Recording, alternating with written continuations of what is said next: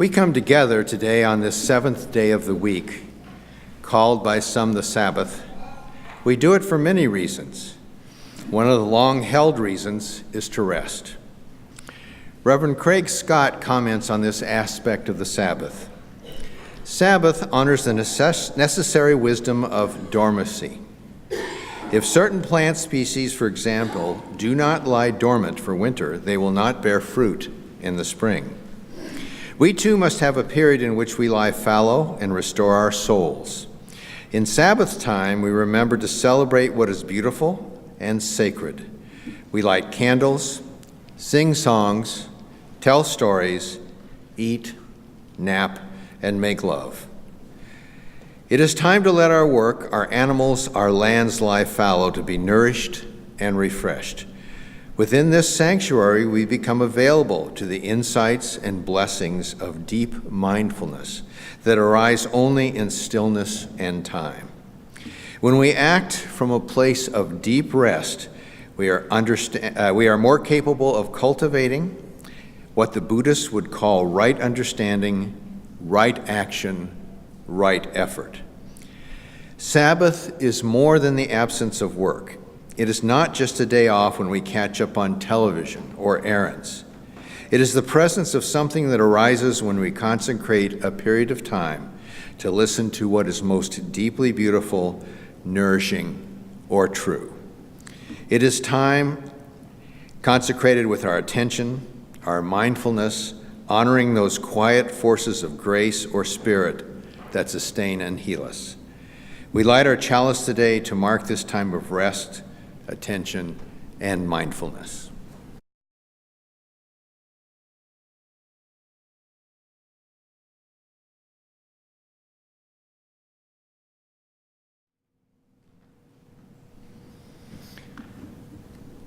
An excerpt from Walking by Henry David Thoreau.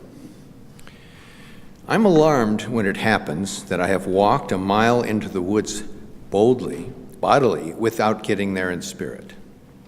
In my afternoon walk, I would fain forget all my morning occupations and my obligations to society.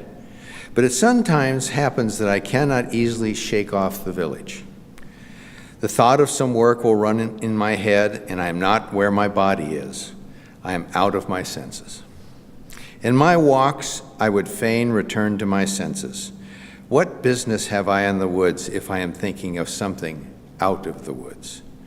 Moreover, you must walk like a camel, which is said to be the only beast which ruminates when walking. The second reading is Doing Laundry on Sunday by Bridget Begin Kelly. So this is the Sabbath, the stillness in the garden, magnolia bells drying damp petticoats over the porch rail, while bicycles' wheels thrum, and the full-breasted tulips open for the hands that press them first as bulbs into the earth. Bread, too, cools on the sill, and finches scatter bees by the Shell station, where a boy in blue denim watches oil spread in phosphorescent scarves over the cement. He dips his brush into a bucket and begins to scrub, making slow circles, and stopping to splash water on the children who, hours before it opens, juggle bean bags outside Gansey's ice cream parlor, while they wait for color to drench their tongues as I wait for water to bloom. Behind me, white foam as of magnolias, as of green and yellow birds bathing in leaves, wait as always for the day like bread to rise, and with movement imperceptible, accomplish everything.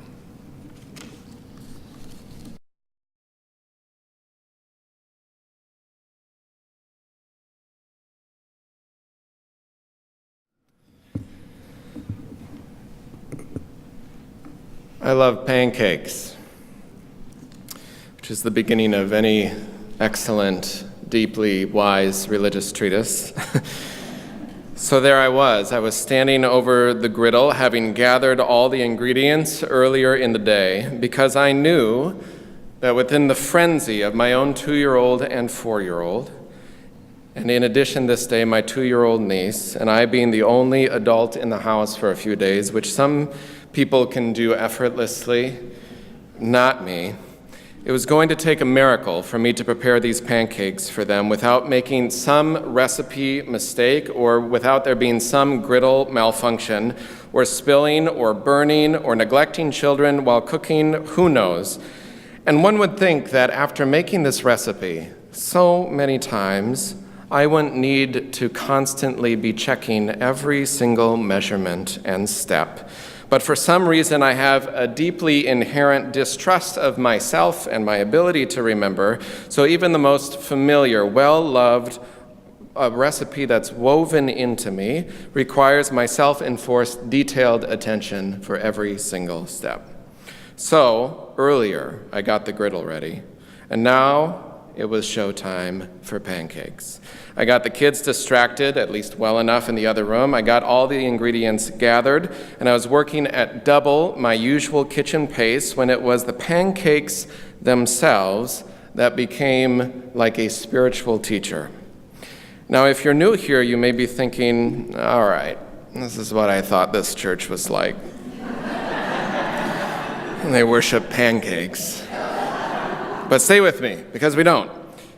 Because through my diligent study of this recipe that I have had and made 100 times, I reread something in the middle that I had often missed or forgot, and I consistently and regularly forgot. I found these words: don't over-mix. Words on this day that I needed to remember, on a day with this self-induced freneticism, on a day where I doubled my pace and was only hearing the bells ringing and the whistles shrieking and the horns blaring and the radios playing and grown-ups talking, and that was just me in my head. It was the children who were now playing together in the other room, and it was the rain that day that caused us to cancel some plans for complex car seat exchanges and unnecessary hustle and bustle, and it was this recipe itself that reminded me a deeply needed wisdom. Don't overmix. Don't over-worry. Don't overproduce. Don't overwork. Don't overdo this life, this day, this moment. Just give it a rest. Because if you overmix pancake batter, it begins to lose all of its form. The fluffy little pockets of air that are like in a diner that you go to, this recipe I had looked for, they'll just collapse. And the pancake batter will just run all over the griddle. It doesn't take any shape, and all of a sudden it becomes something that it was never meant to be. But when you slow down, and you don't overmix, and you literally give it a rest and stop working the batter, then you leave room for air pockets to form. These little oases of air that help keep its form and help it stay delicious. Because sometimes we all need those pockets of air in life. Who knew making pancakes would teach me so much about the human condition in the world? It's the same in music. If you're a musician or you just appreciate music, whether you're playing an air-based instrument or you are singing, you can't sing constantly. You can't be pushing out air constantly as if lung capacity is everlasting. You need to take air in. As Joe Mish, our co-director of music, reminded us several weeks back, even if the music calls for continual sound, you have to stagger your breathing in an ensemble, so that together the harmonies and the melodies continue without anyone using up or losing all their air. With each of us taking the air we need, we can keep going and we can work together and we can make something beautiful. So whether it's pancakes needing to keep their shape, or it's music needing to keep its sound and harmony, or it's a person needing to keep their soul in some sort of balance, it all takes a rhythm of air in and air out, not over mixing, not overworking, not over anything. You've got to take it easy. Give it a rest so that you don't just get the air knocked right out of you in this life. Martha Postlethwaite writes in her poem, Clearing, which I've shared before, "Do not try to save the whole world. or do anything grandiose. Instead, create a clearing in the dense forest of your life and wait there patiently until the song that is your life greets you and recognizes you, and you hold it in your own cupped hands. Only then will you know how to give yourself to this world that is so worthy of rescue. So where do you find a clearing, a quiet place? Where do you find space and breath, places not only for rest, but for rejuvenation and renewal? Often in conversations around vacation or time off or Sabbath for some, there seems to be a dichotomy between connection and disconnection. That Sabbath can only mean doing nothing or sitting idly or quietly meditating, doing no work, avoiding technology completely, avoiding the world completely. In some ways, that's what Thoreau did when he built his cabin in Walden Pond. But we would be good to remember that he kept a chair for friends to visit, and he went into town regularly for his mother to help him with his laundry. So he wasn't the rugged individualist he thought he was. But even some of the most ancient stories of Sabbath, from the Jewish Talmud, from the teachings of Jesus, from the Buddha, from the earth itself, have been about upholding the Sabbath as a day of rest, but always and still doing what needs to be done for the healing of the soul and of the community. Often the teachings around Sabbath were willing to break any rigid rules around Sabbath when there was a need for help or for healing of another. Because at its best, Sabbath is not an absolute rejection of all movement or all work, but creating a clearing, a space to attend to the work or the people, the places that feed one's spirit, that help one's community, to be freed up from the unhealthy obligations or expectations or burdens, to disconnect from the requirements that drain one's spirit, and reconnect to those things that heal the heart, which nourish the spirit, which give you air and space and breath and life, and in turn help heal the world.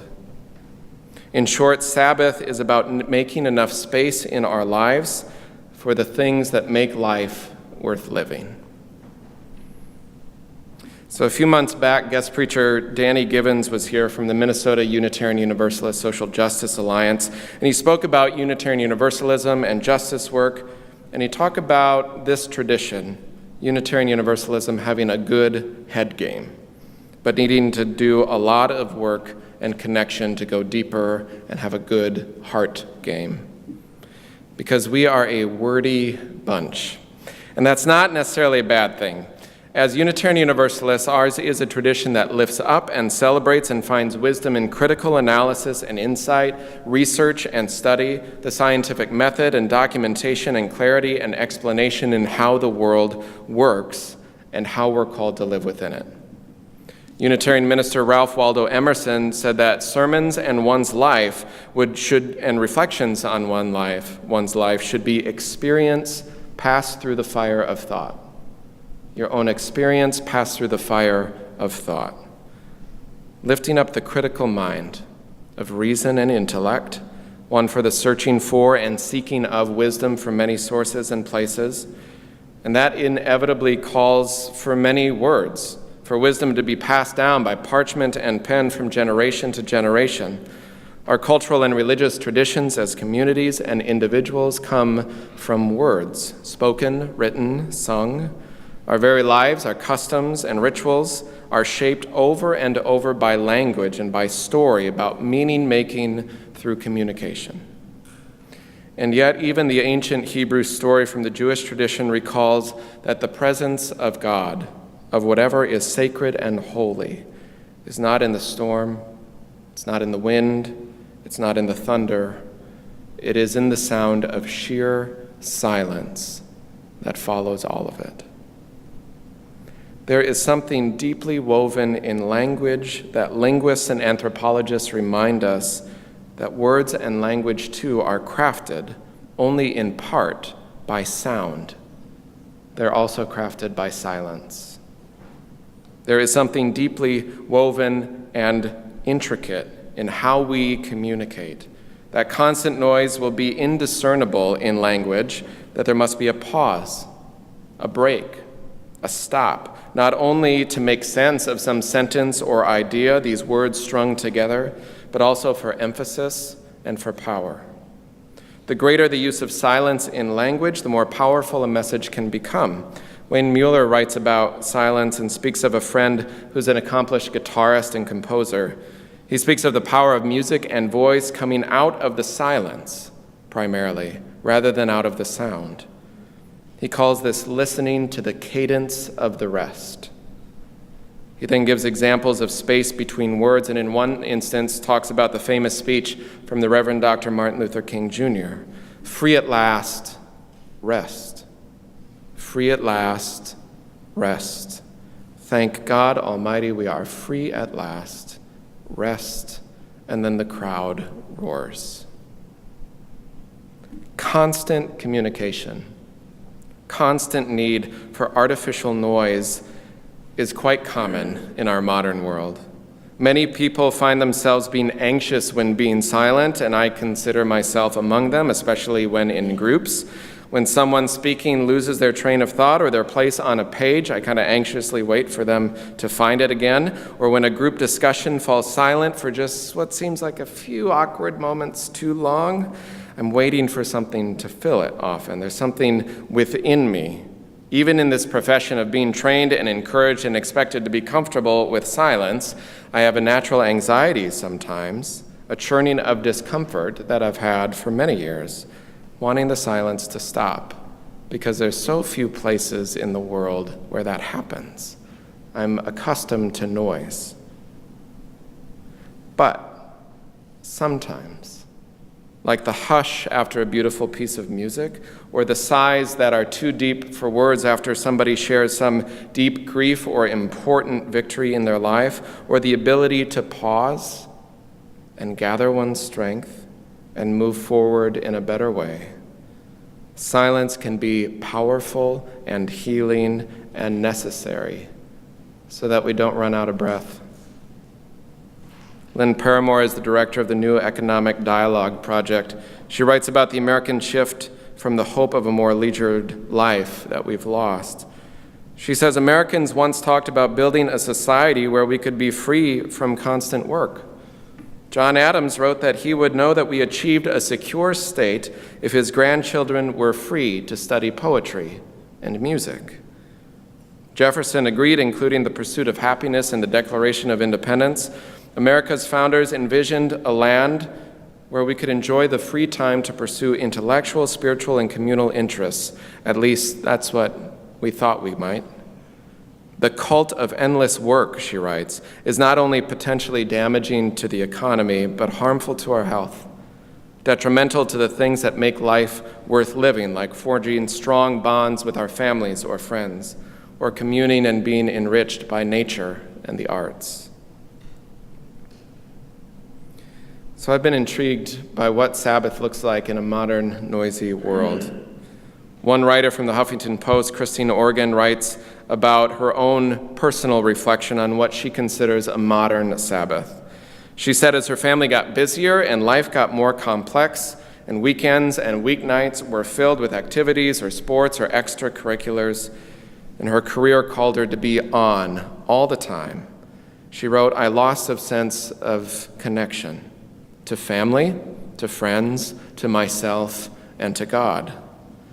And so for her, she wrote, a modern Sabbath is about delegating time to focus on what I have instead of searching for something new.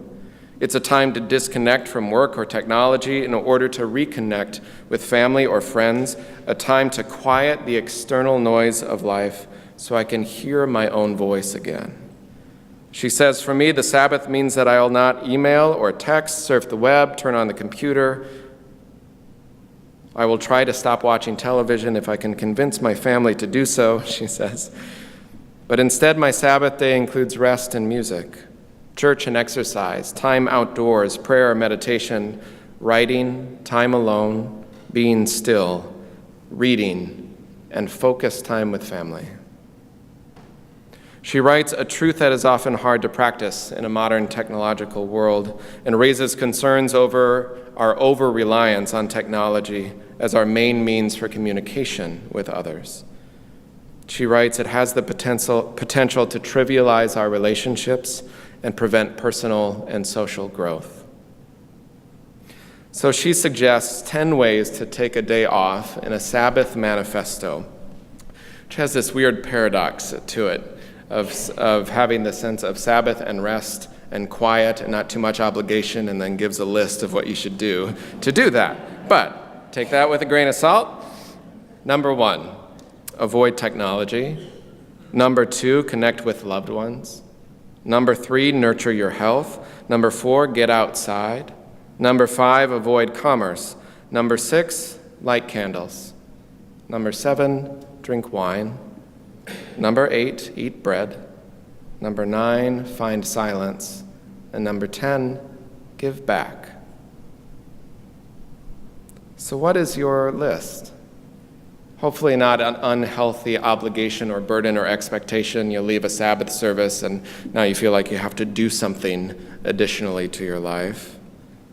But in practice or in aspiration, what would you put on some list, some reminder internally that helps you create space?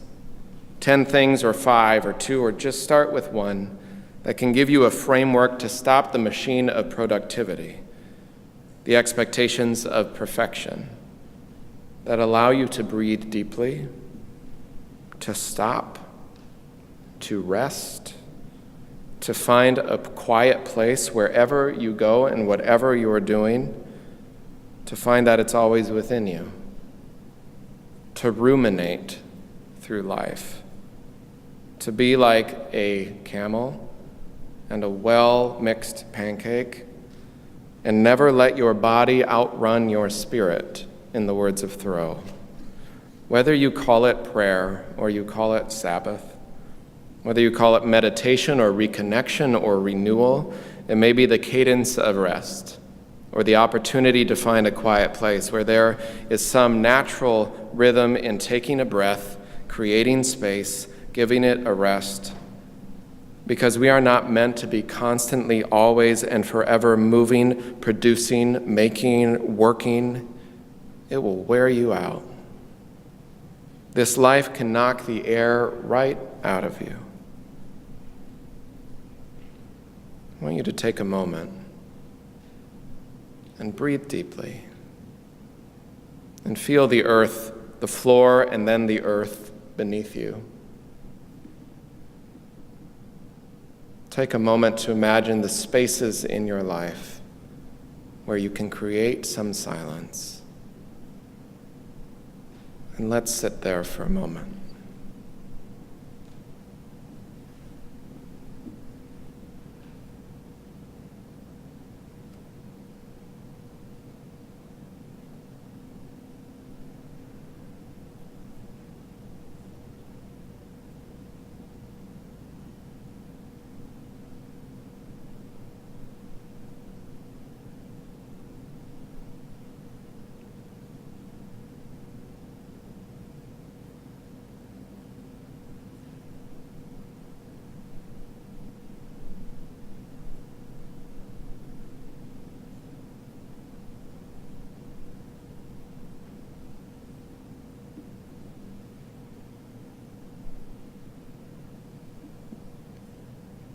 You only have language.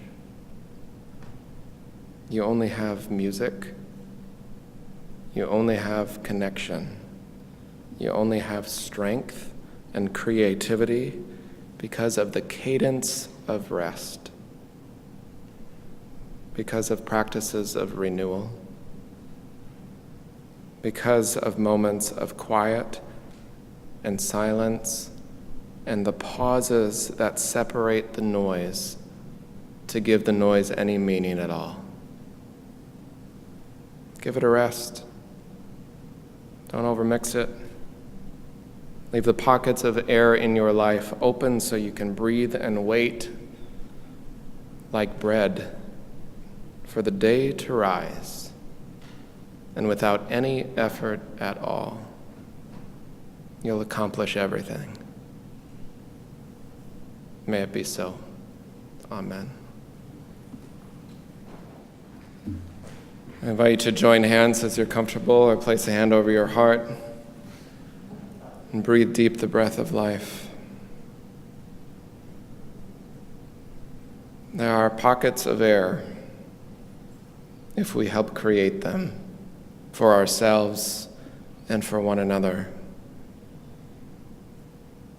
As we close today, I invite you to take a breath